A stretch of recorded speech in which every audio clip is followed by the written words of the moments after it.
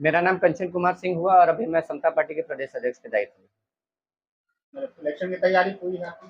बिल्कुल इलेक्शन की तैयारी है। 2025 का विधानसभा में हम लोग 243 सीटों पर अपने प्रत्याशी को उतारने जा रहे हैं और वी आर इन द आपकी फाइट। तैयारी कहाँ से है सर? अभी फिलहाल जहां से पार्टी कहेगी वहां से चुनाव लड़ेंगे। ये तो केंद्रीय नेतृत्व का होता है। हमारा है कि प्रदेश अध्यक्ष के दायित्व किसी में से हम गठबंधन होने का चांस है? कोई गठबंधन नहीं। जॉर्ज के सिपाही हैं। अब गठबंधन करेंगे क्या? किससे गठबंधन करें? नीतीश कुमार जी ने पार्टी को तोड़ दिया। ठीक है, जो जॉर्ज साहब की विचारधारा थी उसको उन्होंने तिलांजलि देने के बाद राजद के विरोध में सत्ता में आए और एक समय के लिए राजद के पास चले गए। ठीक है, राजद जो कि पुनर्जीवित करने का प्रदान जो काम कार्य किया है वो नीतीश कुमार ने किया, तो उनके साथ गठबंधन का तो कोई सवाल ही नहीं है। और गठबंधन तो हम किसी से नहीं करने जा रहे हैं।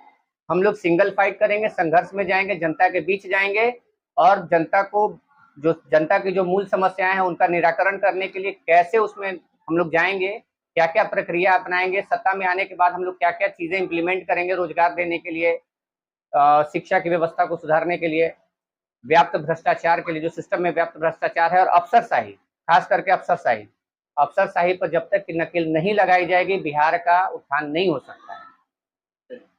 कहना चाहेंगे सर समता पार्टी के लिए कि अभी विधानसभा चुनाव है 2025 में, आप प्रदेश अध्यक्ष हैं, क्या तैयारी है आपको? तैयारियां हमारी सभी सीटों पर है। 243 के 43 और 243 विधानसभा पर हमारे प्रत्याशी उतरेंगे और हम लोग फाइट में हैं। और 2024 के लोकसभा चुनाव में हमने समता पार्टी की तरफ से 11 प्रत्याशियों को उतारा था और इत्तेफाक था कि किसी में हमें जीत हासिल नहीं हुई, लेकिन अभी हम लोग संघर्ष में हैं। समता पार्टी का मुख्य मुद्दा क्या है जो आप जनता के बीच में जाएंगे, क्या मुद्दा लेके जा रहे हैं? देखिए, मुद्दे अनेक हैं। एक मुद्दे को अगर गिनाया जाए तो कम पड़ जाएगा। मुद्दे हैं, बेरोजगारी है, भ्रष्टाचार है, स्वास्थ्य की समस्या है, शिक्षा की समस्या है, पलायन है।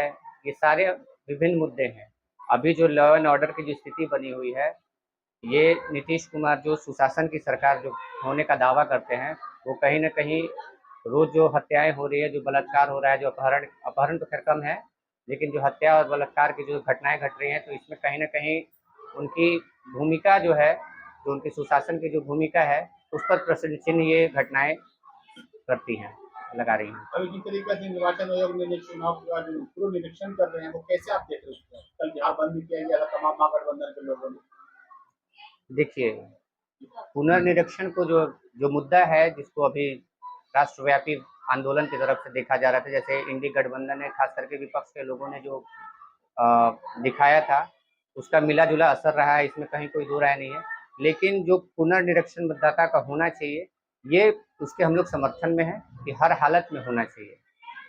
इसलिए होना चाहिए ताकि पता चल सके कि कितने वोटर्स हैं और कितने बनाए गए वोटर हैं, फर्जी वोटर्स हैं। फर्जी वोटर लोकसभा में मुद्दा इसलिए नहीं उठा, ये निर्वाचन आयोग का कार्य है। ऐसा नहीं है कि इससे पहले भी मतदाता का सर्वेक्षण हो चुका है। 2003 का आखिरी जो चुनाव हुआ है, 22 साल के बाद फिर इस तरह का जो हो रहा है वो आपको देखिए, ये निर्वाचन आयोग, ये समझिए इस चीज को कि ये निर्वाचन आयोग की प्रक्रिया है। इस पर सवाल जवाब नहीं उठाना चाहिए, किसी को भी नहीं। और जहां तक इंडी गठबंधन का जो सवाल है, उस पर हम एक चीज कह दे रहे हैं आपको, बहुत फैक्चुअल चीज बता रहे हैं। अनुराग भदौरिया जो समाजवादी पार्टी के प्रवक्ता हैं, उनका एक स्टेटमेंट था, आप रिकॉर्ड कर ले, रिकॉर्ड में है वो, लाइव शायद किसी भी चैनल पर उन्होंने दिया था, शायद जी न्यूज या आज तक पर दिया था। उनका ये कहनाम था कि मेरे वोटर्स की जो है सूची जो है गायब की गई, यानी मेरे वोटर्स का वोटर लिस्ट से नाम काटा गया। अब एक बात आप मुझे बताइए कि ये सत्यापित कैसे होगा कि आप मेरे वोटर हैं और ये किसी दूसरे के वोटर हैं? जब हम मतदान करने जाते हैं तो गुप्त मतदान की प्रणाली है। ठीक है, जब हम वोटर लिस्ट में, जब बैलेट मशीन पर जब हम लोग बटन दबाते हैं तो वो एक कट बॉक्स में रहता है। ठीक है, तो ये कैसे पता चलेगा कि हमने किस पर दबाया है? और ना ही निर्वाचन आयोग ये प्रदर्शित करता है कि फलाना अगर कोई पर्टिकुलर व्यक्ति है, इसने किसको वोट किया है। तो फिर आप कैसे कह सकते हैं? इसका मतलब है कि आपको पता है कि निर्वाचन आयोग, ये जो वोटर है, ये किसका वोटर है। दूसरी चीज, आपको ये पता है कि जो वोटर लिस्ट में नाम कटा है, ठीक है, किसी का भी XYZ किसी का भी कटा है, तो उनको ये पता होना चाहिए कि एक प्रोजेक्टेड स्कीम के तहत जो इम्प्लीमेंटेड वोटर्स हैं, वोटर लिस्ट में किसका नाम कटा है, मेरा और आपका तो नहीं कटा है।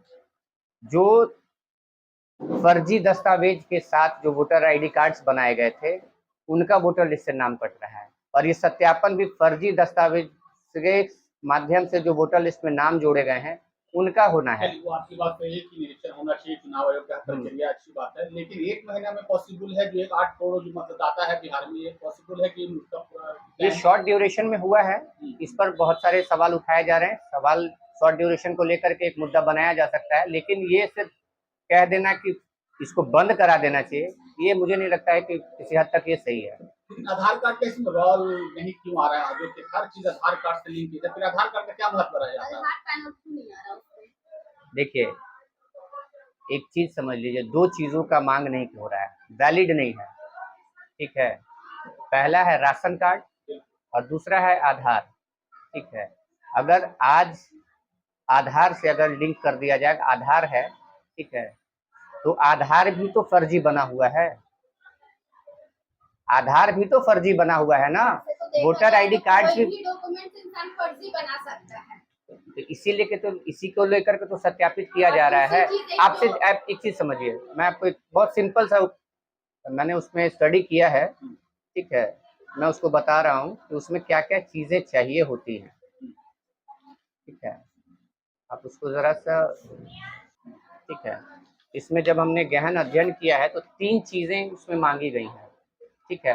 पहला है 1987 से पहले जिसका जन्म हुआ है, ठीक है, वो वोटर, उसमें वो क्या क्या मांग रहे हैं ये समझिए।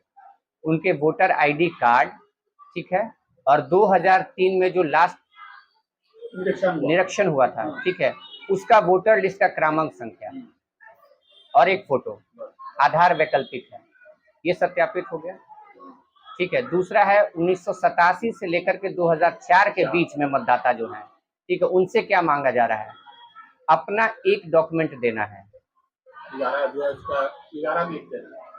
11 में से एक देना है, जन्म या आवास के साक्ष्य देने हैं। उसमें क्या कहा गया है कि पटना म्युनिसिपल कॉर्पोरेशन की भी रसीद आप लगा सकते हैं, ठीक है, या 2003 की वोटर जो पर्ची है उसमें आपका अगर नाम है तो सिर्फ आपको वोटर आईडी कार्ड और उसका वोटर क्रमांक संख्या आपको उसके साथ अटैच करके दे देना है। तीसरा है 2004 के बाद, 2004 के बाद, देखिए ये क्यों है, ये एक बहुत ही सरल प्रणाली है, प्रक्रिया है जिसको अपनाया जाना था, लेकिन इतना विपक्ष के लोगों ने उसको हाइप करके रख दिया है कि लोगों को कंफ्यूजन में उन लोगों ने डाला है।